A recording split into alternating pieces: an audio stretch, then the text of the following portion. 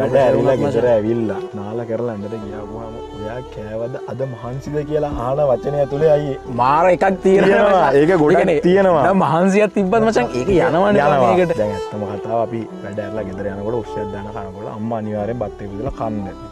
හරිද? කන්න කියලා කියනවා. හරිද?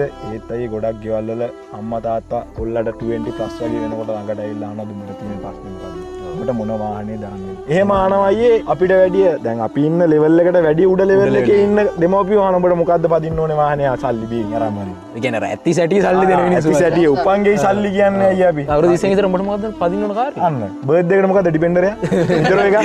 පවුලා ගෙදර විදුලි. අවුලක් නෑනේ. අවුලක්ම නෑනේ. ආසාවට ඕන නම් ෆෙරාරියක් ගෙදර ගෙනල්ලා නවත්තමු. දෙන්නේ නැහැ පදින්න. අන්රෙජිස්ටර් නවත්තලා දියමු. අවුලක් නෑ. ඕ. එහෙම පවුල් වල නෙමෙයි අයියේ ගොඩක් වෙලාවට ওই ප්‍රශ්න තියෙනවා. ඇත්තටම එහෙම පවුල් වලට ආගම කුල මල ભેදෙන්නේ නැහැ. ඒ කියන්නේ අපි දැන් මෙහෙම ලෙවල් එකක් තියෙනවා කියමු. මේ පාර. හරිද? මේක තමයි අපි ඇවිදා ඔයා මම අපි තුන් දෙනා ඇවිදන් යන පාර මේක. ඊට යට ලෙවල් එකක් තියෙනවානේ තව.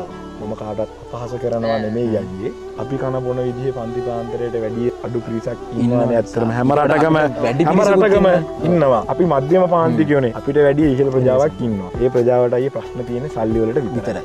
ආගම් කුල මල ભેදයේ ප්‍රශ්න නැහැ. දුව සමහර වෙලාවට වෙන කෙනෙක්ගේ පුතෙක්ට බන්දලා දෙන්නේ කොන්ට්‍රැක්ට් එකක් සයින්